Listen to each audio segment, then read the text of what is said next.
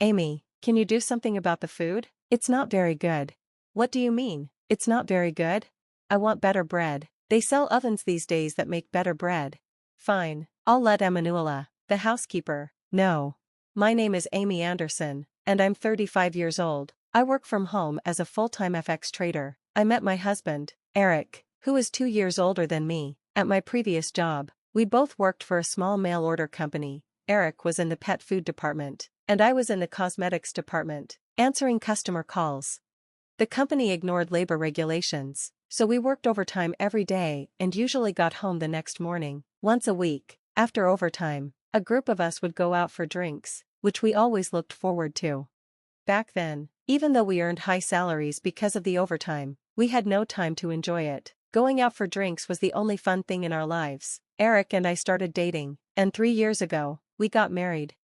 I quit my job when we got married and stayed home for a while. Eventually, I wanted a job I could do from home and discovered FX trading. I studied it intensively, reading books and gathering information online. It wasn't easy at first, but after months of learning and practicing with small trades, I developed my own trading style. Now, I earn consistently. My in-laws, Nicholas and Julia, live with us, but they don't understand what I do. Last year, Nicholas retired, and since they were living in municipal housing on a small pension, Eric invited them to move in with us. We have a 3-bedroom apartment, and I've been paying for everything, rent and living expenses, ever since I started making money through FX trading. Eric told them, Amy will take care of everything, so feel free to relax. They were grateful and said, thank you, Amy, that's very kind of you. We've lived together since then. I don't do housework because our housekeeper, Emanuela, handles everything. She's an excellent cook and keeps the house running smoothly, which allows me to focus on FX trading and blogging about it. But Nicholas and Julia don't like this. When they first moved in, they were polite and thankful. However, after 2 months, they began to complain. What's the point of having a wife who stays at home but doesn't do housework? She just sits in front of the computer all day. That's not real work. Eric's parents started saying things like, Forex is just gambling. They didn't say it directly to me but kept nagging Eric about it. Since I've been covering all the rent and living expenses, Eric now has his entire salary to spend however he likes. He's become more extravagant in his fashion choices, wearing custom-made suits, carrying high-end bags, and sporting designer shoes. Eric, who loves fashion, was thrilled to be able to indulge in it and had no complaints about my FX trading. In fact, he used to defend me when his parents complained about it, but recently, his attitude changed. One day, Eric said, Amy, you're always in front of the computer, you don't wear makeup, and you're always in sweatshirts. It's so plain and boring. Do I really need to put on makeup and dress up when I'm just at home? I asked. That may work for you, but it's not good enough for me, he replied. Wait, what do you mean? Are you saying I'm not good enough for you just because I'm not dressing up? That's right. Don't you ever want to look nice for me so I can be more attracted to you? Be more attracted to me? You need me to dress up for that? Since that conversation, Eric started complaining about me to his parents. One evening, after dinner, I was about to go to the bathroom when I overheard a conversation in the living room. Eric, what's with Amy? She makes fun of us. Nicholas, she always makes us feel bad. Julia, that's right. She looks down on us because we used to live in municipal housing. Eric, yeah, I feel that way too. And the fact that she doesn't do any household chores feels like her way of saying, I'm different from you. Nicholas, she's just gambling to make money and acts so bossy about it. Anyone can do FX trading. Eric, exactly. Even Amy just studied a little on her own and now makes $80,000 a month. I could do it too. Julia, you're right. Eric, you could do it too. Eric, I don't like how arrogant she is, acting like she works so hard when she's just gambling. And honestly, she's not even cute. Who does she think she is? Though I work from home, Eric and I have always had breakfast together before he leaves for his job. He still works at the same company where we first met and often comes home late. Eric and I used to value having breakfast together as time for just the two of us, but lately, he's been avoiding it, saying things like, I'll just grab breakfast on the way. Seeing this, Julia smirked and said sarcastically, Eric's tired of you because you don't even fulfill your duties as a wife. That's what you get. Amy, what do you mean by duties as a wife, Julia? I asked. If you mean household chores, hasn't Emanuela done them perfectly? That's outdated thinking, I added. Outdated? Julia replied. In our family, we cherish good old customs. Your grandmother-in-law used to discipline me all the time. Discipline? What do you mean? Isn't it enough that the chores are done? I pay Emanuela well for it. This isn't about money, Julia snapped. Do you think bringing up money will shut me up? Just because you pay for all our living expenses, you shouldn't act so bossy and arrogant. Despite saying this, Julia spends a lot of money socializing with neighbors her age and buying expensive high-end bags. Nicholas also uses his entire pension for his golf hobby. New clubs and a golf bag are always by the front door. Meanwhile, I pay for all the rent and living expenses. I can't understand their attitude. Even though I question their behavior, they have nowhere else to live, so I put up with it for now. About a month after Eric stopped eating breakfast with me, he started going on more frequent business trips. He told me he was leading a new department at work and planning to import LEDs from Korea, so his trips to Korea increased. That weekend, while Eric was supposedly on a business trip, I went out for dinner with my old school friend, Lily, at a fancy Italian restaurant. I had been to this restaurant with Eric before. While we were enjoying lunch on the terrace and sipping wine, Lily said, "Hey, Amy, isn't that your husband Eric?" I turned to look and saw Eric inside the restaurant, leaving with a woman. "Oh, maybe I'm wrong," Lily said, trying to cheer me up. "He's supposed to be in Korea, right?" But it was clearly Eric. Every time he said he was going to Korea, it was actually a weekend spent with another woman.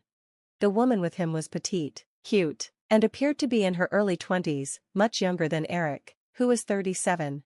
I recalled Eric once saying to me, "Don't you want me to be attracted to you?" Now, it was clear, my husband was definitely cheating on me. On Monday, I decided to hire a professional investigator to confirm Eric's affair. Meanwhile, Julia had been receiving more packages at home than ever. "Julia, did you buy something again?" I asked. "Be quiet, Amy," she snapped. "Do I need your permission to shop?" It wasn't about permission. Julia seemed addicted to online shopping, especially buying high-end bags and jewelry. I was worried because many fake luxury goods are sold online, and I was right. One afternoon, while Eric was at work, Julia came into my room. "Amy, I need you to look at something," she said. "What is it? Just come here." I followed her to the living room, where she was opening a new package. "I bought 5 bags as a bundle since they were cheap," she explained. When I looked inside, the bags were clearly fake. "Julia, you have to be careful buying things online," I warned. High-end brand goods sold at very low prices are often fake. She looked upset and asked what to do. "First, contact the seller and see if you can return them," I suggested. Julia tried contacting the seller, but there was no phone number or proper address. The one number she found wasn't in service. She had paid $5,000 for the 5 fake bags. The website looked legitimate, but the prices were suspiciously low. Julia had paid by bank transfer, so there was no way to get her money back. "Julia," I said, "you have to think carefully before buying anything that seems too cheap." "Don't talk to me like I don't know what I'm doing, Amy," she retorted. "I'm just saying it's a waste of money to pay $5,000 for fakes." "Shut up.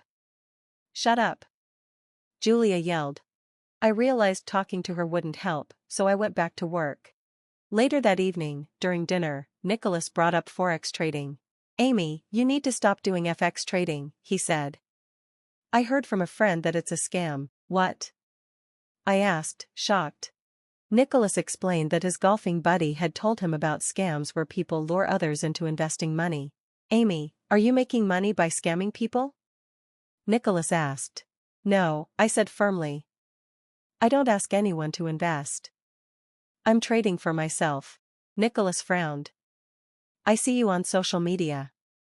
That's what scammers use to trap people." "I'm just blogging to help those interested in Forex trading." "There's no scam involved," I replied. "You think you can fool me just because I don't know much about computers," he said. "No, I'm not fooling you," I insisted. Eric chimed in, saying, "Dad thinks it's a scam because you make it look so easy to make money." "Eric, I've explained this to you before," I said. "It's not easy at all.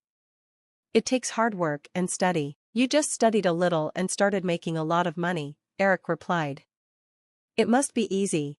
On Monday, I received the results of the investigation I had ordered. Eric was indeed having an affair. The other woman was a 25-year-old coworker who had joined the company after I left. She had accompanied Eric on multiple business trips to Korea. I took a few days to process the news. This affair would undoubtedly lead to a divorce. That evening, as Emanuela finished preparing dinner and left, Julia made an announcement. "Amy," she began, "we've had a family meeting, just Nicholas, Eric, and I, and we've decided we don't want you here anymore. We can live on our own now. I want you to leave."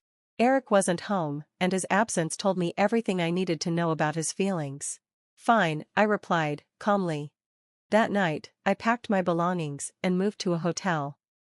Shortly after, I filed for divorce, citing Eric's infidelity. The court awarded me alimony because of his cheating. I rented a cozy one-bedroom apartment and changed the lease on the former apartment to Eric's name. 4 months later, I received an unexpected call from Eric. He wanted to talk. He arrived at my apartment with Nicholas and Julia. I immediately felt a sense of dread. "Amy, we're very sorry," Eric said. "We apologize for our horrible behavior. Please, let's live together again." Nicholas and Julia echoed his apologies, but I was stunned. "What is this about?" I asked. Eric explained everything. After I left, the new LED department he managed had been a disaster. The LEDs from Korea were defective, and a massive recall followed. The company suffered significant losses, and Eric was fired. He then attempted forex trading without any knowledge or preparation, quickly losing all his savings. Nicholas and Julia, too, had squandered their savings. Nicholas had invested in stocks without understanding market timing and lost everything. Unable to pay the rent or move out, they were now facing eviction. "Amy, you're all I have left," Eric pleaded. "Let's get married again. Please give me another chance." "Absolutely not," I said firmly. "Please, Amy," Nicholas added. "We realize we were wrong. We misunderstood you." Even Julia apologized. "I'm sorry for calling you a scammer. I didn't understand forex trading." But I wasn't moved. "No way," I replied. "If you persist, I'll call the police."